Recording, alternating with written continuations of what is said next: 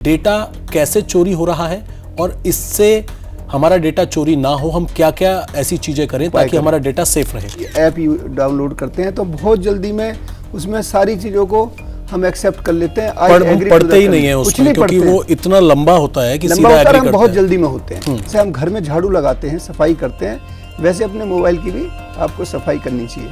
नहीं, कहीं पर कोई डॉक्यूमेंट्स दिए किसी दुकानदार को, एक मैंने सिम खरीदी, तो इसमें मेरी क्या गलती है कि मेरे ऊपर ये फाइन लग सकता है। आप सोचिएगा अगर ये पता चल जाए कि ये इम्पोर्टेंट व्यक्ति हैं, वीआईपी हैं, महत्वपूर्ण पद पे हैं, इनको कोई पर्टिकुलर बीमारी है, मान लिया वो क्रिटिकल स्टेज में है किसी बीमारी में, तो उनके व्यापार पे, उनके आगे के भविष्य पे कितना प्रभाव पड़ेगा। स्टेट्समैन होते हैं, उनके राष्ट्रपति, प्रधानमंत्री, उनका यूरिन, स्टूल, वो कहीं जहाँ भी जाते हैं उसके लिए सिक्योर करने के लिए आदमी रहते हैं, वो किसी कंट्री में उसको छोड़ कर नहीं जाते। तो एक आम आदमी जो टेक्नोलॉजी नहीं जानता, जो एक दुकान चला रहा है या अपना कोई भी काम धंधा कर रहा है, तो वो अपने डेटा को किसी और को शेयर ना कर दे, अनजाने में गलती से ना कर दे, वो कैसे सुरक्षित रह सकता है। विदेशों में बैठकर हमारे डेटा का मिसयूज़ किया जा रहा है, उससे हम कैसे सेफ रह सकते हैं। बड़ी बड़ी कंपनीज तो इंश्योरेंस करा सकती हैं, लेकिन एक नॉर्मल इंसान का डेटा वो कैसे उसका इंश्योरेंस कराए। ये तो इसमें तो एफआईआर होनी चाहिए, तो उसको यकीन ही नहीं हुआ। वो कहता है अरे सर ऐसा, इसमें क्या, इसमें सिर्फ क्राइम हो गया। मैंने ये बिल्कुल फ्रॉड किया है इसने। आपका जो साइबर क्राइम है वो 3 तरीकों पे या 3 साइकोलॉजी पे डिपेंड करता है। तो हम नाम कोट नहीं करेंगे, भारत सरकार में एक बहुत बड़े पद पे हैं। उनके साथ 50 लाख 80 लाख रुपए की अगर लूट हो रही है, तो मेरा उनसे पहले सवाल होता है, ऑफ कैमरा जैसे हम बात करते हैं, कि सर आपके साथ कैसे। नमस्कार, इंडिया टीवी के पॉडकास्ट में आपका स्वागत है। और आज का पॉडकास्ट बहुत ही महत्वपूर्ण है, और वो महत्वपूर्ण इसलिए है क्योंकि आजकल जिस चीज के सबसे ज्यादा आप शिकार हो रहे हैं, उनसे कैसे बचना है, साथ ही ऐसे क्रिमिनल्स को कैसे पहचानना है। आप बिल्कुल सही समझ रहे हैं, हम बात कर रहे हैं cyber crime, digital arrest, cyber fraud. ऐसे क्रिमिनल से कैसे आपको बचाया जाए, इसके लिए आज हमारे साथ एक खास शख्सियत मौजूद है। डॉक्टर जीके गोस्वामी जी हमारे साथ मौजूद हैं, और आपका परिचय पहले मैं दे दूं। डॉक्टर जीके गोस्वामी मौजूदा फिलहाल एडीजी हैं, साथ ही इन्होंने फॉरेंसिक साइंस में एक्सपर्टीज है इनकी। इसके अलावा यूपीएससी क्लियर किया है, आईपीएस हैं, और साथ ही अपना एक इंस्टीट्यूट चला रहे हैं, यूपी फिस इंस्टीट्यूट भी आप चला रहे हैं, जिसमें आप फॉरेंसिक साइंस की, टेक्नोलॉजी की जो स्टूडेंट्स हैं उनको आप शिक्षा देते हैं। तो आइए स्वागत करते हैं पॉडकास्ट। सर, सबसे पहले शुरुआत आज की जाए। आजकल का जो क्राइम है वो बदल रहा है।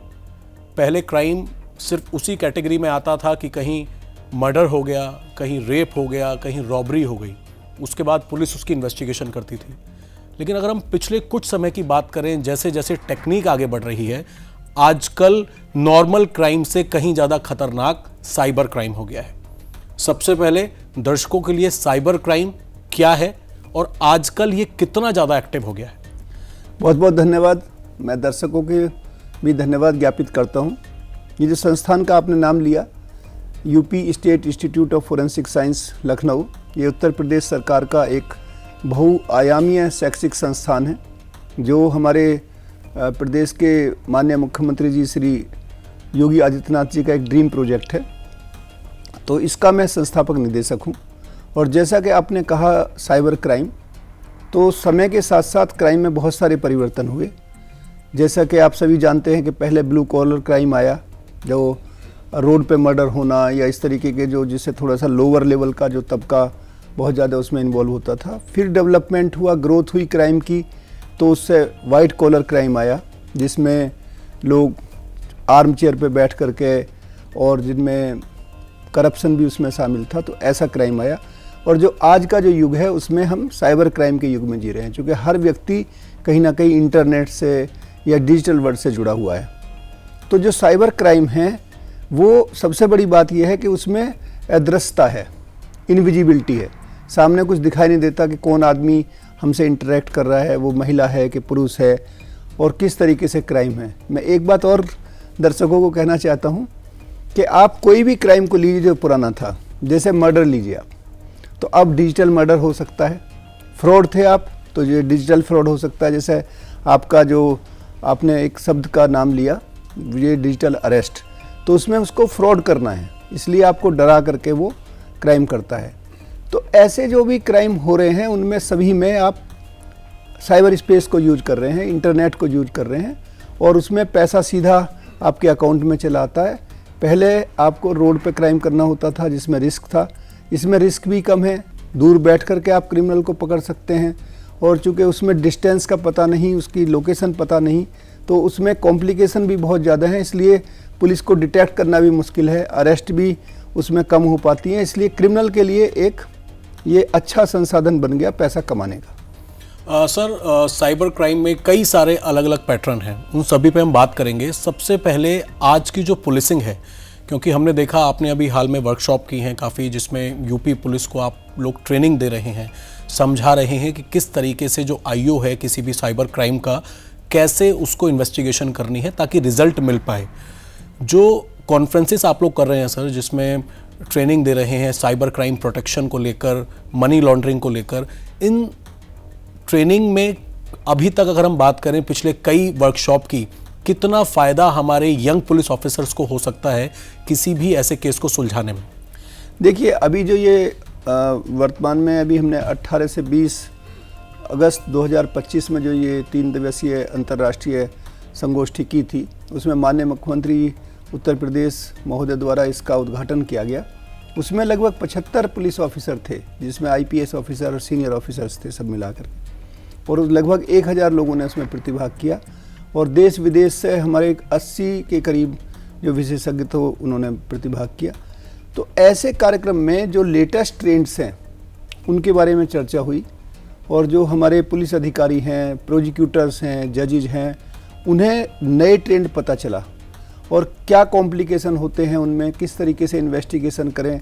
और ना केवल ऐसे मामलों में, फोरेंसिक एविडेंस में बहुत सारे और भी आप तथ्य को यूज कर सकते हैं, जैसे जो साइबर के पुराने टाइम में जो CDR हम यूज करते हैं, बैंक फोरेंसिक्स उसमें यूज होती हैं। तो जो नए नए विधाएं हैं उनके बारे में जानकारी दी गई और निश्चित रूप से जो इस प्रकार के प्रयास होते हैं कॉन्फ्रेंसिस से, वर्कशॉप से, या जैसा हम ये कार्यक्रम कर रहे हैं, तो इसमें ना केवल पुलिस को फ़ायदा होता है बल्कि आम जनमानस को भी इसमें लाभ होता है। क्योंकि जो भी हम काम करते हैं उसमें 3 उसके पहलू हैं। एक है प्रिवेंशन, और जो काम आप इस पे कर रहे हैं इससे बहुत सारे लोगों को लाभ मिलेगा कि घटना घटित ही ना हो। Prevention is always better than cure. घटना घटित हो जाती है तो उसको आप रिपोर्ट कैसे करें, कहाँ पे आप जाएं, किस तरीके से पुलिस के पास जब केस जाता है तो वो कैसे उसको डिटेक्ट करे, इन्वेस्टिगेशन कैसे करे। तो इस प्रकार के जो प्रयास हैं, एकेडमिक प्रयास हैं, उसमें प्रोफेशनल्स को बुलाया जाता है, उसमें लेक्चर देने के लिए पुलिस ऑफिसर्स भी आते हैं जो अपने अनुभव साझा करते हैं। तो ये सब कार्यक्रम मिल करके हम लोगों को सचेत करते हैं, जिसमें पुलिस को भी बहुत लाभ होता है। देखिए, बिल्कुल, और यही हमारी भी कोशिश सर कि कोई भी क्राइम होने से पहले लोगों को सचेत किया जाए, और आप हमारे साथ मौजूद हैं, इससे बड़ी और क्या बात हो सकती है। सर, पहले लोगों को ये डर लगता था कि उनका पैसा चोरी हो जाएगा, उनका पर्स चोरी हो जाएगा, जैसा कि आपने बताया ब्लू कॉलर क्राइम जिस तरह का होता था। लेकिन आज सबसे महत्वपूर्ण जो है वो है डेटा थेफ्ट। आपका डेटा ही अगर चोरी हो गया तो आपके बारे में पूरी जानकारी कोई भी क्रिमिनल, चाहे वो देश में बैठा हो या विदेश में बैठा हो, आपकी पूरी फैमिली मेंबर्स, आपका प्रोफाइल, सब कुछ जान जाता है। डेटा कैसे चोरी हो रहा है और इससे हमारा डेटा चोरी ना हो, हम क्या क्या ऐसी चीज़ें करें ताकि हमारा डेटा सेफ रहे? ये बहुत अच्छा सवाल आपने किया है और मैं इस पे आम नागरिकों को, सभी को मैं ये कहना चाहूँगा कि आज के समय में जो डेटा है वो सबसे बहुमूल्य वस्तु है। आपने कहा कि किसी व्यक्ति का अगर पर्स चोरी हो जाए तो दुख होगा, लेकिन फिर भी अगर आपका मोबाइल चोरी हो जाए, आपका कंप्यूटर चोरी हो जाए या खो जाए तो कितना आपको उसमें कष्ट होगा। तो आज आपको, जैसे आप पैसे की सुरक्षा करते हो, उसी तरीके से आपको डेटा की सुरक्षा करनी है। बैंक की जैसे हम एक बात करते हैं कि हम बैंक सिक्योरिटी, तो बैंक में हम किस चीज़ की सिक्योरिटी करते हैं? पैसे की। तो सिक्योरिटी किस चीज़ की हुई? पैसे की या धन की सिक्योरिटी हुई। ठीक इसी तरीके से जो हम डिजिटल सिक्योरिटी की या साइबर सिक्योरिटी की बात करते हैं तो हम किस चीज़ को सिक्योर करते हैं? डेटा को। तो असली मुद्दा जो है वो है डेटा, और डेटा का संरक्षण करना। जो अभी आप देखिए यूरोपियन यूनियन में, जिनमें आपके इंग्लैंड या यूके आता है, यूनाइटेड किंगडम है, जर्मनी है, फ्रांस है, ये सारे कंट्री यूरोपियन कंट्री हैं, उन्होंने 2018 के अंदर GDPR एक रेगुलेशन लाए, जिसका मतलब है general data protection act regulations, उसी के आधार पे बहुत सारे और कंट्री में भी रेगुलेशंस आए। हमारे देश में, इंडिया में, हमने DPDP 2023 अधिनियम लाए हम। DPDP का मतलब साथियों है जो digital personal data protection act, ये 2023 में आया और अब जल्दी ही भारत सरकार के द्वारा DPDP रूल आने वाले हैं, तो ये लागू हो जाएगा। इसमें 250 करोड़ तक का फाइन हो सकता है। तो लोगों को ये सचेत होना है, ये मत समझा जाए कि ये किसी और दूसरे पे लागू होगा। हर व्यक्ति के पास किसी ना किसी का डेटा है। दूसरा, 2 शब्दों को मैं यहाँ बताना चाहूँगा दर्शकों को कि DPDP एक्ट में ये 2 शब्द बहुत महत्वपूर्ण हैं। एक है डेटा प्रिंसिपल। डेटा प्रिंसिपल का मतलब ये होता है कि जो मालिक है डेटा का, मान लिया आपका कहीं आपने सिम कार्ड लिया, तो सिम कार्ड लेते टाइम में जो आपने कैप भरा होगा, कस्टमर एप्लीकेशन फॉर्म, उसमें आपने अपनी इन्फॉर्मेशन दी, तो जिसने वो इन्फॉर्मेशन दी है, जो मूल रूप से मालिक है उस सूचना का या डेटा का, वो डेटा प्रिंसिपल कहलाएगा। और डेटा फिड्यूशियरी वो है जिसको आपने सूचना दी। जैसे मैंने यहाँ नाम लिया, BSNL हो सकता है, एयरटेल हो सकता है, बैंक हो सकता है, या कोई और संस्था हो सकती है, आप हॉस्पिटल में जाते हैं वो हो सकता है। दूसरी चीज़ और भी डेटा फिड्यूशियरी होगा जहाँ डेटा का संरक्षण किया जा रहा है या डेटा की जहाँ एनालिसिस की जा रही है। तो आपको ये देखना है कि आप किसके साथ डेटा शेयर कर रहे हैं। अगर आप पैसे को कहीं खुले में रख देंगे, बाहर रख दें, बिना ताले के चाबी के रख दें, तो कोई भी उठा के ले जाएगा। इसी तरीके से आपको ध्यान ये रखना है कि हम किसके साथ अपना डेटा साझा कर रहे हैं। साथियों, मैं दूसरा ये कहना चाहता हूँ कि जब भी हम सोशल मीडिया को यूज करते हैं या बहुत सारे ऐप हम यूज करते हैं, दुनिया में एक फ्रेज है कि there is no free lunch. हम जब भी कोई डेटा डाउनलोड करते हैं या कोई भी ऐप डाउनलोड करते हैं, तो बहुत जल्दी में उसमें सारी चीज़ों को हम एक्सेप्ट कर लेते हैं। पढ़ते ही नहीं है उसमें, क्योंकि वो इतना लंबा होता है कि सीधा एग्री हम बहुत जल्दी में होते हैं, तो उसको ध्यान दें। दूसरी बात ये कि मान लिया ठीक है कोई ऐप हमें ज़रूरत है और उसकी हम रेगुलर यूज नहीं कर रहे, हमारे सबके मोबाइल में अगर देखेंगे तो बहुत सारे एप्लीकेशन ऐसी पड़ी हैं कि जिनकी हमें ज़रूरत ही नहीं है, तो उसको ज़रूर आप देखें और उन ऐप को डिलीट कर दें। बाई चांस 1 महीने बाद, 10 दिन बाद आपको ज़रूरत पड़ती है, फिर डाउनलोड कर लें, यूज करें 1 दिन 2 दिन जितना ज़रूरत है, फिर उसको हटा दें। बहुत सारे हमारे पास ऐसे एप्लीकेशन आए पड़े होते हैं कि जो हमें, जैसे हम घर में झाड़ू लगाते हैं, सफाई करते हैं, वैसे अपने मोबाइल की भी आपको सफाई करनी चाहिए। सर, आपने बोला कि डेटा को लेकर जो अब कानून आने वाला है, भारत सरकार लाने वाली है, उसमें 250 करोड़ रुपए का जुर्माना जो लगता है, इसको एक बार समझना चाहते हैं ताकि आम जनता तक बात पहुंचे। ये 250 करोड़ रुपए का जुर्माना किस पर लगेगा? उसका एक एग्जाम्पल मैंने अपनी कहीं पर कोई डॉक्यूमेंट्स दिए किसी दुकानदार को, एक मैंने सिम खरीदी, तो इसमें मेरी क्या गलती है कि मेरे ऊपर ये फाइन लग सकता है, या फिर उस जिसकी मैं सिम खरीद रहा हूँ उसके ऊपर फाइन लग सकता है? इसको थोड़ा सा डिस्क्राइब। मैं इसको एक्सप्लेन करता हूँ और थोड़ा सरल करता हूँ। मैं, जिस आदमी ने डेटा दिया है वो तो विक्टिम हुआ, जिसका डेटा चोरी हुआ, उसे कहेंगे हम डेटा प्रिंसिपल, ठीक है। और जिसको डेटा दिया गया, यानी कि जिस पे डेटा को सुरक्षित रखने का दायित्व था, वो कहलाएगा डेटा फिड्यूशियरी। दंड उस पर लगेगा। अब मैंने जो ये 250 करोड़ रुपया बताया, ये 250 करोड़ रुपया जरूरी नहीं है कि आप छोटे से, मान लिया कोई उस जो सूचना जो लीक हुई है या कोई उसका चोरी हुई है डेटा की, उसकी नेचर किस तरीके की है वो उस पर डिपेंड करता है। मान लिया कोई सामान्य व्यक्ति का डेटा हुआ तो उसके लिए फाइन हो सकता है कम लगे, हो सकता है वो 1 लाख लगे, हो सकता है वो 50,000 लगे, 10 लाख लगे। लेकिन अगर किसी का डेटा मान लिया बहुमूल्य डेटा है, मान लिया किसी का कोई आर्किटेक्चरल डेटा है या कोई और किसी का इस तरीके का जो इनोवेटिव डेटा है, रिसर्च डेटा है, तो उसकी नेचर पे डिपेंड करेगा। ये सिक्योरिटी एजेंसी का डेटा है या फिर मतलब उसकी क्या इंपॉर्टेंस है, उसके ऊपर फाइन आएगा। मैं आपको एक और उदाहरण से समझाता हूँ कि इसकी कितनी इंपॉर्टेंस हो सकती है। जैसे मैंने आपको कहा कि डिजिटल मर्डर, ठीक है। आपने एक बात सुनी होगी बहुत पहले की भी बात नहीं है, कुछ दिन पूर्व की बात है कि हमारे एम्स नई दिल्ली का डेटा लीक किया गया। एक आम आदमी के दिमाग में ये आएगा कि मेडिकल का डेटा की क्या आवश्यकता है किसी को चुराने की। साथियों, मेडिकल का डेटा इतना महत्वपूर्ण है कि जितनी भी सारी फार्मा की जो कंपनियां हैं, जो हमारे पैथोलॉजी की रिपोर्ट्स हैं, हमारे कितने सारे वीआईपी होते हैं, वो साइंटिस्ट हो सकते हैं, पॉलिटिशियन हो सकते हैं, बड़े और ऐसे लोग हैं, उद्योगपति हो सकते हैं, जिनके बारे में लोग जानना चाहते हैं कि इनको कौन सी बीमारियां हैं। आप सोचिएगा अगर ये पता चल जाए कि ये इम्पोर्टेंट व्यक्ति हैं, वीआईपी हैं, महत्वपूर्ण पद पे हैं, इनको कोई पर्टिकुलर बीमारी है, मान लिया वो क्रिटिकल स्टेज में है किसी बीमारी में, तो उनके व्यापार पे, उनके आगे के भविष्य पे कितना प्रभाव पड़ेगा। आप बहुत सारे कंट्री ऐसे हैं साथियों कि इनके जो स्टेट्समैन होते हैं, उनके राष्ट्रपति, प्रधानमंत्री, उनका यूरिन, स्टूल, वो कहीं जहाँ भी जाते हैं उसके लिए सिक्योर करने के लिए आदमी रहते हैं, वो किसी कंट्री में उसको छोड़ कर नहीं जाते हैं।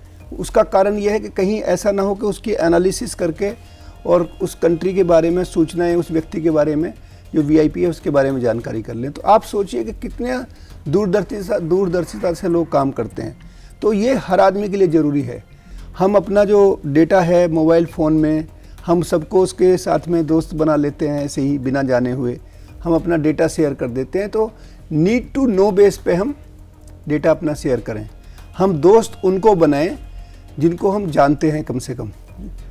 दूसरा चीज़ मैं एक और यहाँ कहना चाहता हूँ, हम सभी लोग फेसबुक यूज करते हैं, हम बहुत सारी और भी। एक चीज़ और ध्यान रखिए, कई बार हम ये सोचते हैं कि ये तो डेटा इनक्रिप्टेड है ये डेटा।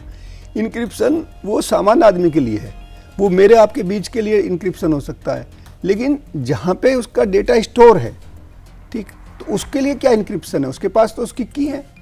तो उसके लिए तो जहाँ से जिसने डेटा, जहाँ पे जो मान लिया व्हाट्सएप की हम बात करें, तो व्हाट्सएप का जो ओनर है जहाँ पे वो पूरा, तो उनके पास तो सारी की है ना।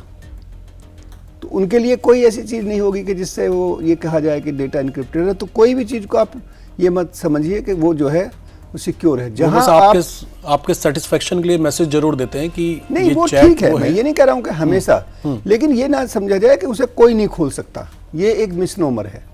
सर, आपने एम्स की बात करी, अभी हाल में एम्स पे भी हम आएंगे क्योंकि एक इतना बड़ा इंस्टीट्यूट, और वहाँ पर बिल्कुल जाहिर सी बात है आम आदमी से लेके हमारे बड़े बड़े पॉलिटिशियंस होते हैं, और एक बार नहीं 2 बार पूरा डेटा हैक हुआ था, जिसमें स्पेशल सेल ने भी जांच इसमें आगे बढ़ाई थी, और बाद में वो ठीक भी हो गया था जो सर्वर था। नहीं, वो ठीक बात। लेकिन सर, अगर हम एक आम आदमी के तौर पर सोचें कि एक मेरा मोबाइल फ़ोन है और किसी शख्स पर एक SMS आता है, और जिसको ज़्यादा जानकारी नहीं है टेक्नोलॉजी की, कई ऐसे बुजुर्ग लोग भी होते हैं, रिटायर्ड लोग भी होते हैं जिन्हें ज़्यादा जानकारी नहीं है, आपको एक SMS आया, आपने उस लिंक पे क्लिक कर दिया। हालांकि जानकारी तो सब देते हैं कि लिंक आप अवॉइड करें, लेकिन अगर कर दिया और आपका पूरा का पूरा फ़ोन हैक हो गया, स्क्रीन, हमने देखा कि जब से पेटीएम और तमाम इस तरह की ऐप्स आई हैं, छोटे छोटे दुकानदारों के साथ जो डेली यूज़ करते हैं, उनका ऐसा देखा गया कि उनको बोला गया कि एक OTP आया, शेयर करो, फिर उनकी स्क्रीन शेयर हो गई और उनके अकाउंट से पैसे निकलने लग गए। तो एक आम आदमी जो टेक्नोलॉजी नहीं जानता, जो एक दुकान चला रहा है या अपना कोई भी काम धंधा कर रहा है, तो वो अपने डेटा को किसी और को शेयर ना कर दे, अनजाने में गलती से ना कर दे, वो कैसे सुरक्षित रह सकता है? देखिए, इसके बहुत बेसिक से कुछ चीज़ें हैं। हालांकि एक चीज़ मैं बताना ये चाहता हूँ कि कोई भी चीज़ जो आपने डिजिटल वॉल पे लिख दी, एक तो वो कभी भी ये मान के चलिए कि वो डेटा हमेशा के लिए, ये समझिए, वो अमर हो गया, उसको 100% डिलीट करने की कोई गारंटी नहीं ले सकता। एक और दूसरा कंसेप्ट है कि आज जो चीज़ डिटेक्ट नहीं हो रही है या आज जिसको आप डीइनक्रिप्ट नहीं कर पा रहे हैं, वो लोग जो है डेटा को कलेक्ट करके रखते हैं। अभी आप जान रहे हो क्वांटम आने वाला है, तो क्वांटम से इतनी तेज़ी के साथ डिक्रिप्शन होंगे कि आप जो पासवर्ड जिसको करने में लोग कहते थे 50 वर्ष लगेंगे, 500 वर्ष लगेंगे, उसको अब आप मतलब उसका टाइम बहुत रिड्यूस होने वाला है। और भी तो जो आपने ये बात कही कि हम कैसे इसको अपना आम आदमी कैसे उसको सुरक्षित करें, तो एक छोटी छोटी चीज़ों पर अगर आप ध्यान दें कि एक तो आप मोबाइल फ़ोन का या इंटरनेट का मिनिमम यूज करें जितने की आपको आवश्यकता है। क्या होता है कि हम सारे दिन उसी में लगे रहते हैं, तो जहां आप ज़्यादा यूज करेंगे, ओवर यूज होगा, तो उसमें गलती होने की संभावना बढ़ेगी। दूसरी चीज़ यह है कि एटलीस्ट दिन में आप 2-3 बार अपने मोबाइल को ऑन ऑफ करिए। एक बार ऑफ कर दिया और फिर आप चाहे उसको तुरंत ऑन कर लीजिए, तो उससे क्या होता है कि बहुत सारे जो कनेक्शन होते हैं वो डिलिंक हो जाते हैं। अच्छा, तो आपको जैसे सस्पिशन ये हुआ कि कहीं मुझसे कोई गलत तो नहीं दब गया, इमीडिएटली आप उसे ऑफ कर दीजिए and then again you keep it on. ये जैसे एनी डेस्क बहुत लोगों ने यूज किया होगा, आजकल वो अब आपका मोबाइल उस पर भी आने लगा है। जो पहले स्टैटिक आईपी पे था वो मोबाइल आईपी पे भी आ गया है।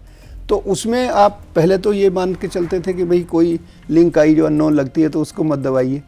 अब क्या है कि वो किसी ना किसी मैसेज के साथ, किसी फोटोग्राफ के साथ, किसी और ऐसी चीज़ के साथ जिसे आप महसूस उसमें लिंक करके भेज देते हैं, जो उसके बैक पे छुपा रहता है, आपको उसका पता नहीं चलता, और आपने माना कि हमने फ़ोटो को क्लिक किया है और क्लिक एक्चुअली लिंक हो गया, क्लिक लिंक हुआ है। तो ये चीज़ हो सकती है। दूसरी चीज़ ये है कि हम अपने जो पासवर्ड बनाएं, बैंक के हैं या और जो भी हमारे कहीं भी हम कोई चीज़ करते हैं, उनको क्रिटिकल बनाएं, जैसे उसमें थोड़ा लंबा बनाएं उसको। कई बार क्या करते हैं, बहुत छोटा बना लिया, या हमने अपने बच्चे का नाम लिख दिया उस पर।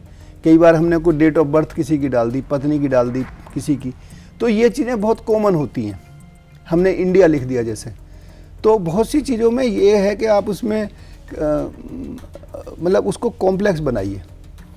सर, साइबर फ्रॉड अलग अलग तरीके के होते हैं। जैसे आपने बताया कि डेटा को बिल्कुल अपने पैसों से भी ज़्यादा आप संभाल के रखिए, क्योंकि अगर डेटा चोरी हो गया तो फिर आपके साथ ब्लैकमेलिंग हो सकती है। यस। आपके साथ आपकी पूरी फैमिली, आपके पूरे कॉन्ट्रैक्ट्स किसी के पास जा सकते हैं।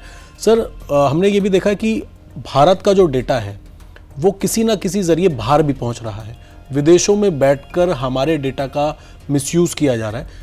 उससे हम कैसे सेफ रह सकते हैं? देखिए, उसका एक कारण ये है कि जितने सर्वर हैं विदेश में, वो ज़्यादा, उनमें से लगभग 10 के करीब सर्वर, अब तो और भी बढ़ गए हैं, पहले 13 सर्वर होते थे, उनमें से 10 सर्वर अमेरिका में हैं। तो इसलिए जब सारा डेटा वहाँ इकट्ठा है तो जिसके पास आज की डेट में डेटा है वही पावरफुल है।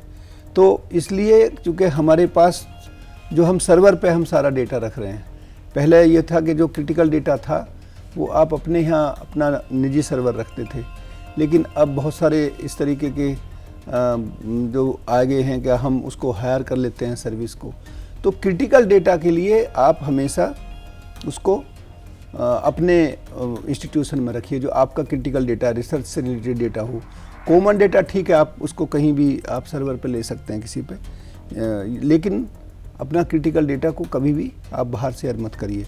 दूसरी चीज़ ये है कि उसको आपको, कई बार हम क्या करते हैं कि अगर हमारी साइबर सिक्योरिटी में मान लिया कोई भी संस्थान है, हम अपना मोबाइल फ़ोन ही है जैसे, या लैपटॉप है, अगर आपने बच्चे को दे दिया, मोबाइल फ़ोन में आपने अपनी, कई बार हम जीमेल है या कोई भी अपनी मेल है, उस पर हम मोबाइल पे भी हम उसको यूज करते हैं। और मोबाइल पे आपने बच्चे को कोई वो दे दिया, जो भी डिवाइस है आपका, अब बच्चा खेलते टाइम में वो क्या करेगा कि वो बहुत सारे गेम्स, और ये इन गेम्स में और जो भी इस तरीके की मूवीज़ रहती हैं बहुत सी, कई बार कुछ ऐसी एलिसिट टाइप की वो भी रहते हैं, बहुत लोगों को पोर्न देखने की आदत हो जाती है या इस तरीके की, उनमें ऐसे चीज़ों की संभावनाएं ज़्यादा रहती हैं जहाँ पे आपका डेटा को चोरी करने की संभावनाएं इस तरीके की उनमें ज़्यादा होती हैं।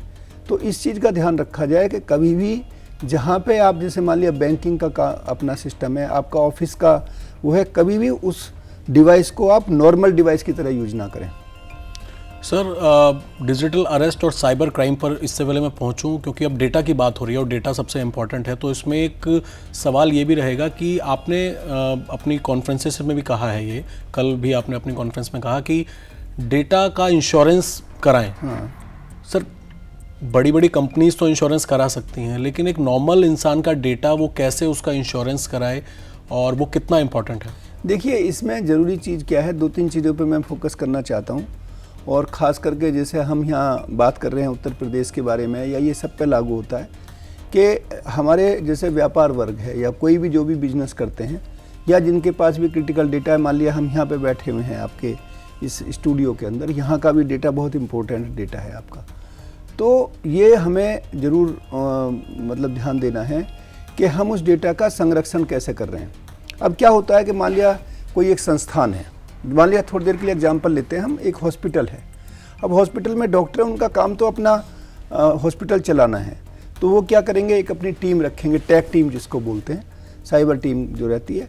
और नॉर्मली हम सभी की आदत होती है कि कोई हमसे पूछेगा कि भाई हमारी सिक्योरिटी कैसी है, तो एवरीबॉडी बिल से बिल्कुल चाक चौबंद है। यही सबसे बड़ी गलती है। हमें पेरियोडिकली, जैसे जितना क्रिटिकल डेटा है आपका, अपने सिस्टम का थर्ड पार्टी ऑडिट कराइए। जैसे हम फाइनेंशियल ऑडिट कराते हैं, वैसे ही हमें डिजिटल ऑडिट कराना चाहिए। उसके लिए ऑथराइज वेंडर्स हैं, गवर्नमेंट की भी एजेंसीज हैं जो उसमें मदद करती हैं। तो सबसे पहला काम है, जितने भी लोग हैं, जो भी ऑर्गेनाइजेशन है, छोटे से छोटे की मैं बात करता हूँ, अभी मैं इस पर आऊँगा कि कैसे आपका डेटा चोरी होता है। तो सबसे पहला काम हुआ कि आप अपना डिजिटल ऑडिट कराएं, थर्ड पार्टी ऑडिट। वहाँ आपको क्रिटिकलिटी का पता चलेगा कि आप कितने सेफ हैं। जहाँ पे आपकी हॉट स्पॉट्स हैं उनको फिर आप ठीक करिए, एक अपना प्रोटोकॉल बनाइए। जैसे हमारे जितने भी सब सिस्टम होते हैं उनमें आप यूएसबी लगा करके या कोई भी डेटा को वाईफाई से या ब्लूटूथ से आप उसको ट्रांसफ़र कर सकते हैं। मैं आपको उदाहरण के तौर पे बताता हूँ, इसी शहर के अंदर मुझे किसी ने बताया, ऐसे ही किसी का फ़ोन आया परिचित का कि उनके कोई परिचित हैं और उनकी एक कोई कंपनी है और उसमें कोई बिजनेसमैन को जो उसका एम्प्लॉय है, और वो एम्प्लॉय भी सीनियर रैंक का था, अच्छी बड़ी कंपनी थी, 7-8 हज़ार के करीब लोग कॉन्ट्रैक्चुअल बेसिस पे सर्विस देते होंगे वो अलग अलग जगह। उस डेटा को उन्होंने वो कर लिया, थेफ्ट कर ली उसकी, और वो उसको एक्सप्लॉइट कर रहे थे कि मुझे काफ़ी मल्टीपल करोड़ पैसा मांगा जा रहा था। I don't want to tell the amount, but काफ़ी बड़ा अमाउंट मांगा मुझसे। उन्होंने ये रिक्वेस्ट की कि साहब आप वहाँ पुलिस को रिक्वेस्ट करके इनकी मदद करा दो कि वो नेगोशिएशन सस्ता हो जाए, मतलब कम में हो जाए। जब मैंने उनकी बात सुनी, मैंने कहा इसमें तो आपको कोई वो नेगोशिएशन करिए ही मत, ये तो क्राइम कर रहा है वो, ये तो इसमें तो FIR होनी चाहिए। तो उसको यकीन ही नहीं हुआ। वो कहता है अरे सर ऐसा इसमें क्या, इसमें सर क्राइम हो गया। मैंने कहा ये बिल्कुल फ्रॉड किया है इसने, आपका डेटा का स्टील किया है, डेटा चोरी किया, जैसे आपका पैसा चोरी होता है वैसे ही। तो लोगों को मालूम ही नहीं है कि इसकी भी हम रिपोर्ट कर सकते हैं, हम इसकी रिपोर्ट कर सकते हैं। और मैं ये कहना चाहता हूँ आप सबसे, मैं एक और उदाहरण देता हूँ कि किस तरीके से डेटा का चोरी हो रही है और डेटा चोरी की संभावनाएं कैसे हो सकती हैं। मान लिया किसी भी व्यक्ति को कोई बिजनेस शुरू करना है, मान लो थोड़ी देर के लिए उसको होटल शुरू करना है या हॉस्पिटल शुरू करना है, ठीक है, या कोई और बिजनेस करना है शुरू। तो आपके पास पैसा है, आपके पास विजन है, आपने एक इंस्टीट्यूट खड़ा कर दिया, ऑर्गेनाइजेशन बना दिया अपना। अब सबसे बड़ी जो बिजनेस वालों के लिए दिक्कत कहाँ आती है, कस्टमर कहाँ से आए। तो कस्टमर के लिए जो पहले से चलते हुए संस्थान हैं उस बिजनेस के, उनके यहाँ से अगर वो डेटा ले ले तो एकदम इमीडिएट कस्टमर खड़े हो जाएंगे।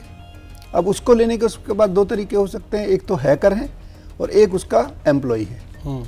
तो वो हैकर भी हायर कर सकता है। अब हैकर तो सब लोगों को पता नहीं होगा, कौन कर पाएगा।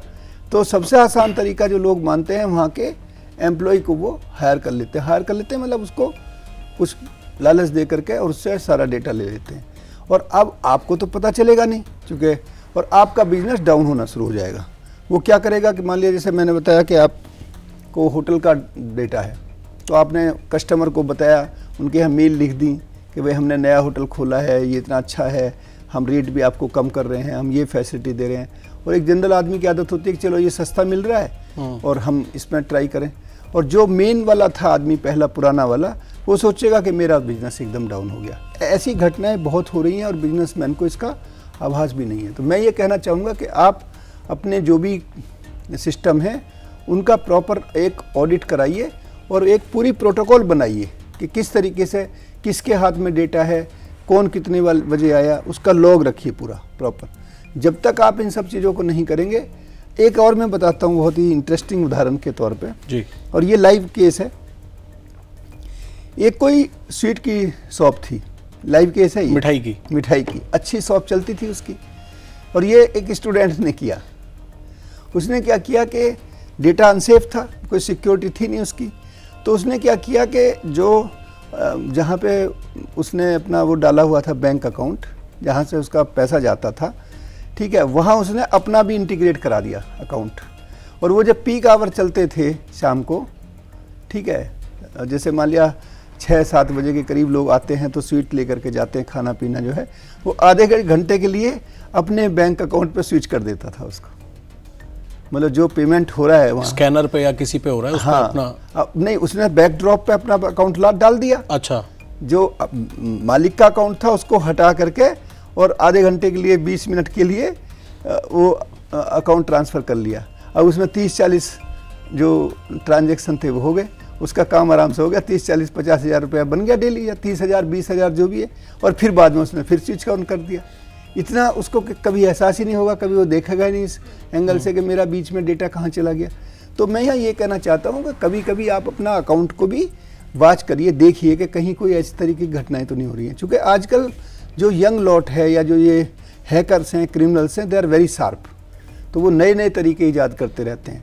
इनमें कोई बहुत बड़ा कोई क्रांति नहीं है ऐसी, वो केवल उसका मोडस ऑपरेंडी चेंज करते हैं। ब्रॉडली जो साइबर क्राइम है वो 3 तरीकों पे या 3 साइकोलॉजी पे डिपेंड करता है। एक है आपको वो लालच, हाँ लालच देंगे कि भाई आपका हम पैसा डबल कर देंगे। देखिए कोई भी आदमी इस लालच में आएगा, ये आप कॉमन सेंस से सोचिएगा, अगर उसको इतनी बड़ा कोई उसके पास ऐसा कोई प्रोजेक्ट होता कि इसमें पैसा वो 1 हफ्ते में, 2 महीने में, 1 महीने में डबल करेगा, तो अपना नहीं करेगा क्या? वो क्यों आपको कहेगा? तो खुद सोचिए कि जब ऐसा कौन सा बैंक है, ऐसा कौन सा सिस्टम है जो पैसे को आपके इतनी तेज़ी से डबल करे। तो ये सोचिए कि आप लालच में फंस रहे हैं, और लालच में बहुत लोग आ जाते हैं। पहला तो पॉइंट ये है। दूसरा है कि आपके जो क्रेडेंशियल्स हैं उनका मिसयूज, कि आपका कहीं पे नाम का मिसयूज कर लिया, कोई आपने आधार दिया। दूसरा मैं यहाँ ये भी कहना चाहता हूँ कि आप अपनी पहचान के लिए आधार देने को अवॉइड करिए। आप अपना ड्राइविंग लाइसेंस दीजिए, कोई एपिक है कोई आपका, या कोई और जो भी पहचान पत्र के रूप में, आधार को आप अवॉइड करिए, ठीक है। दूसरी चीज़ ये हुई। तीसरा क्या है कि आपको थ्रेटन करते हैं, डराएंगे। पहले कोई ना कोई वो कहेगा कि आपका कोई पैकेट मिला है, कोई कस्टम को पैकेट मिला है, उसमें कोई कंट्राबैंड, कोई ड्रग मिली है, आपका लड़का जो है कहीं पकड़ा गया है। तो जब भी कभी आपको कोई ऐसा कॉल आता है या कोई मेल आती है या कोई कम्युनिकेशन आता है, तो आप इमीडिएट रिएक्शन मत करिए। होता क्या है कि हम नी जर्क रिएक्शन में एकदम से घबरा जाते हैं हम। तो पहले जो आपने डर कहा सर जी, उस डर को डिजिटल अरेस्ट के बहुत सारे केसेस हैं जिसमें उन विक्टिम से मैं जाके मिला जी। तो हम डिजिटल अरेस्ट पे आते हैं एक बार। बिल्कुल। पहली बात तो सर दर्शकों को आप ये बताएं कि डिजिटल अरेस्ट वर्ड जो है ये कहीं कानून में कहीं नहीं है, कहीं नहीं है। हाँ, इलीगल है ये, टोटल ये वर्ड ही इलीगल है। मैं एक एग्जांपल देता हूँ सर। एक ग्रेटर कैलाश में मैं एक महिला के पास गया और उनका तकरीबन 80 लाख रुपए उनके साथ इसी तरीके से फ्रॉड किया गया। तो समझना मैं ये चाहता हूँ ताकि दर्शक भी समझें कि अगर आपको कोई डिजिटल अरेस्ट करने के लिए आपको डरा रहा है, कोई भी बात कह के आपने कोई ऑफेंस किया है या आपकी फैमिली ने कोई ऑफेंस किया है, तो ये क्रिमिनल्स पर्टिकुलर एक इंसान को टारगेट कैसे करते हैं। अगर कोई किसी बुजुर्ग महिला को टारगेट कर रहा है तो उन क्रिमिनल्स को कैसे पता है कि इस महिला के अकाउंट में इतने पैसे हैं और ये घर में अकेली रहती है, तो उसे ही क्यों टारगेट कर लिया जाता है? ऐसी क्या टेक्निक क्रिमिनल्स के पास है? देखिए इसमें बहुत सारे फैक्टर्स हैं। मैं इसको कुछ बताता हूँ जो मेरे अपने अनुभव हैं, फील्ड के एक्सपीरियंस है। इसके मल्टीपल फैक्टर्स हैं। मल्टीपल फैक्टर्स ऐसे भी रहते हैं कि कई बार जो आसपास के लोग हैं वो जानते हैं कि भाई इस घर में ये बुजुर्ग हैं और उन्हें कहीं ना कहीं उनके मोबाइल के एक्सेस या वो मिल जाते हैं, तो उसको वो मिसयूज करते हैं। उन्हें पता है कि इनकी फाइनेंशियल स्टेटस क्या है। तो एक तरीका ये है कि कोई नॉन आदमी उस क्राइम के पीछे हो, ये एक तरीका है।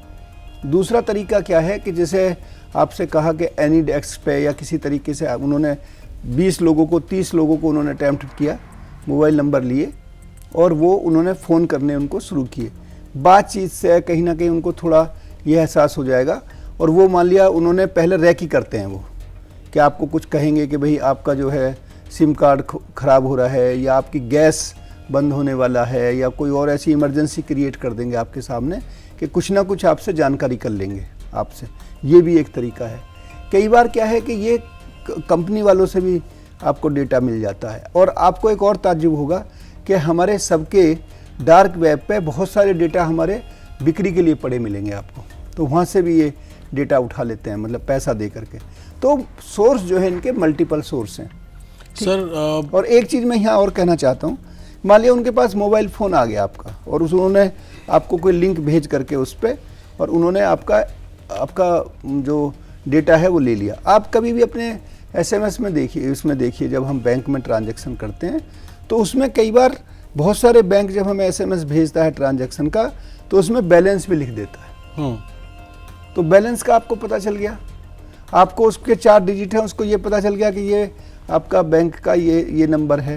तो उनके पास बहुत सारे और बैंक के अकाउंट, अरे आप इसको छोड़िए, आपके हमारे डार्क वेब पे आपको बहुत जगह के तो आपको हमारे पासवर्ड भी मिल जाते हैं।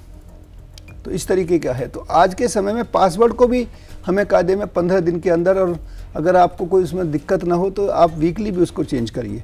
और आजकल अगर आप देखते हैं बहुत सारे ऐप भी आ गए हैं, उसमें इंस्टेंट पासवर्ड यूज होता है। जैसे आप उस पर यूज करते हैं, कोई बैंक का ऐप यूज करते हैं, तो आप अपने जो एटीएम है या जो भी जिस तरीके से आप उसको नेट बैंकिंग करते हैं तो उसको आप डिसेबल कर दीजिए तुरंत।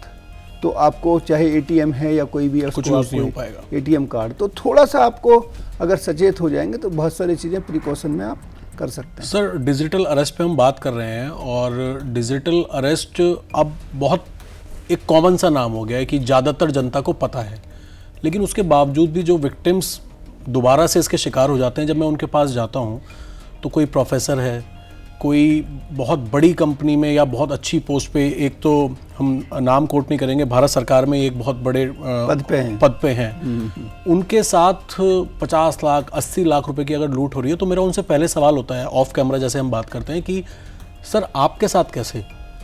तो वही जो आपने 3 पॉइंट्स बताए कि कैसे शिकार हो जाते हैं, पढ़े लिखे लोग कैसे शिकार हो जाते हैं। आज हम ये इंटरव्यू कर रहे हैं, आगे भी लोग शिकार होंगे, तो कहाँ वो एक मिसकम्युनिकेशन है? इसमें कहीं ना कहीं अगर आप थोड़ा सा इसमें और इन डेप्थ जाएं, ये एनालिसिस की है लोगों ने, हर तरीके के इसमें क्रिमिनल वो हैं, विक्टिम हैं।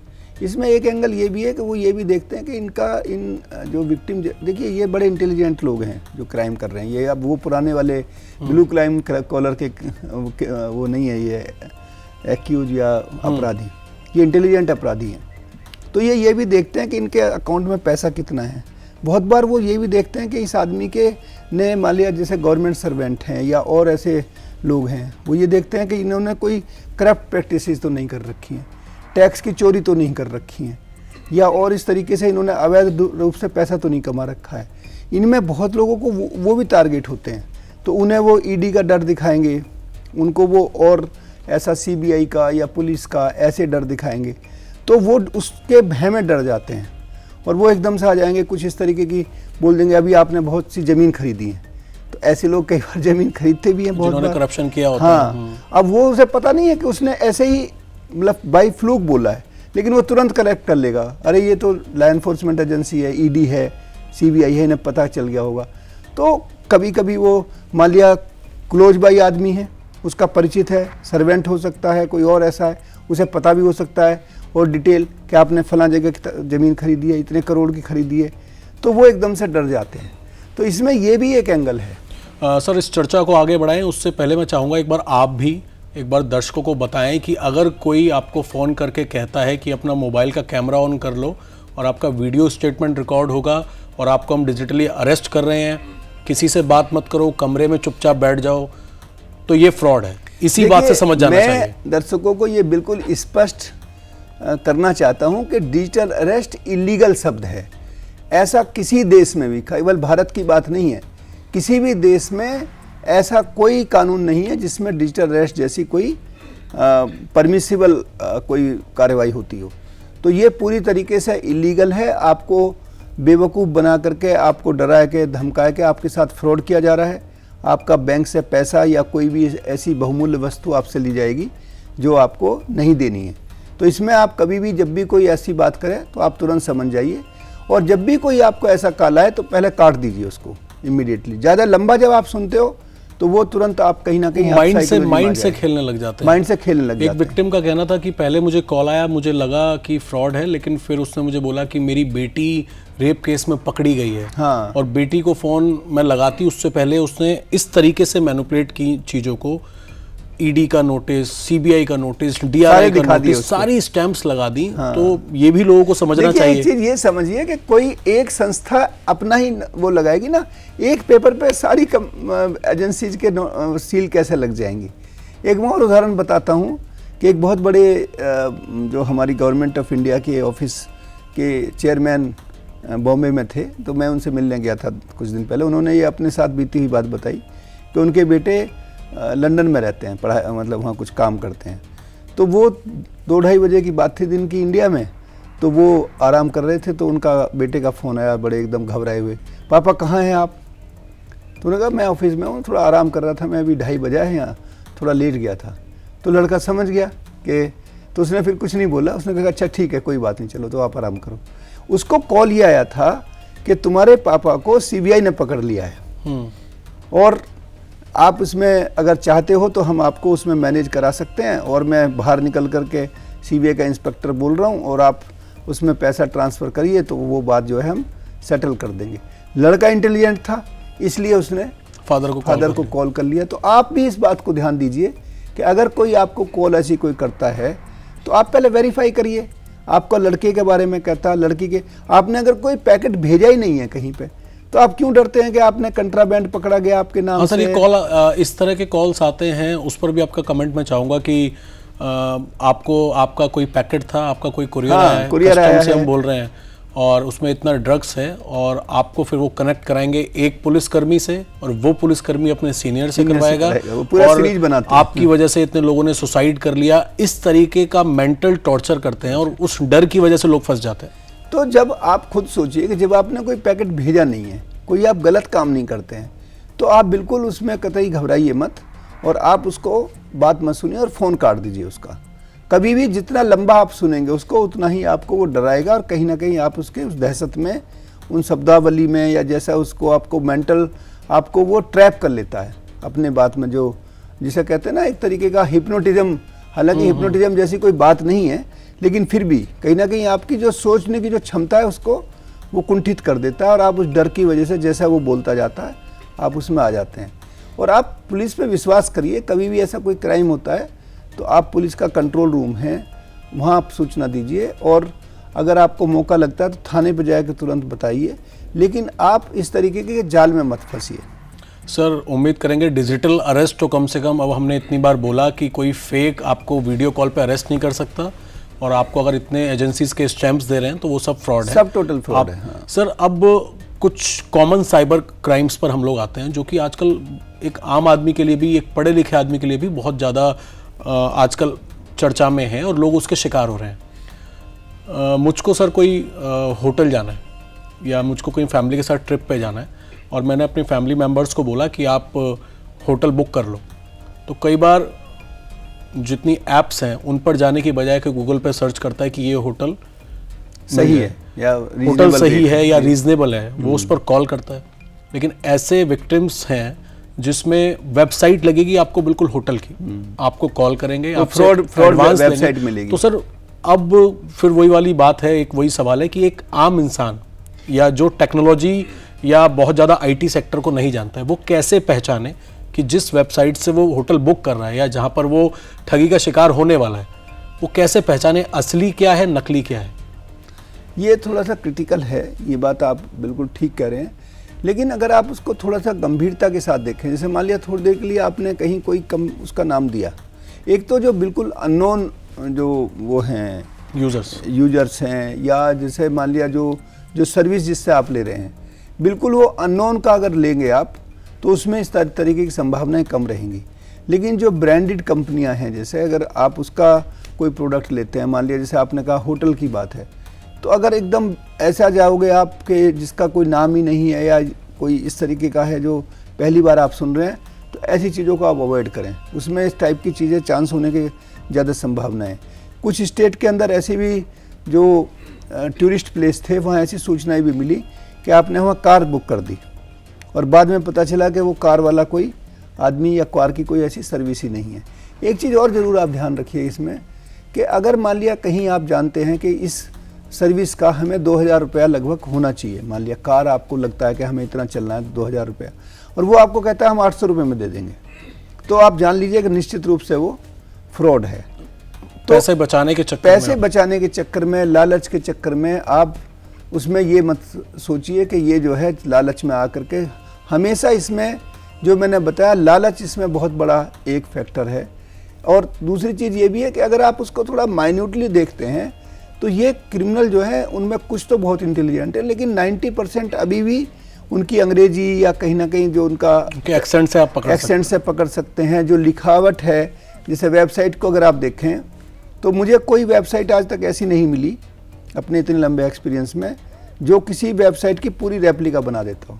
कहीं ना कहीं उसमें गड़बड़ वो कर ही देते हैं, कुछ उसकी स्पेलिंग गलत करेंगे, कोई करेंगे, लेकिन थोड़ा आपको उसमें लालच, जल्दबाजी और डर, ये तीन ऐसी चीज़ें हैं जिन वजह से हम लोग ठगी के शिकार हो जाते हैं।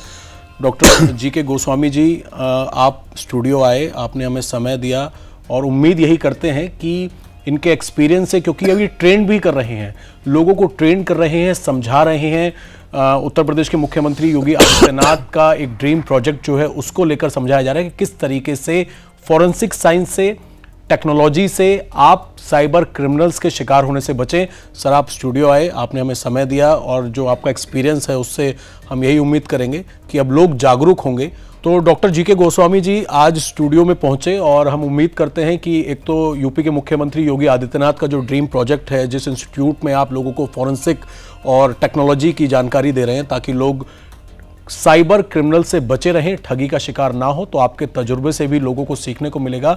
और हम भी यही अपील करते हैं कि लालच, डर और अगर आप थोड़ा संयम रखेंगे तो कम से कम आप ऐसे क्रिमिनल्स के ठगी के शिकार होने से बच पाएंगे। तो आज के पॉडकास्ट में सिर्फ इतना ही और हम उम्मीद करेंगे कि इस पॉडकास्ट से कहीं ना कहीं आपको सीख मिलेगी और एक एक्सपीरियंस भी मिलेगा कि कैसे साइबर क्रिमिनल से बचा जा सके।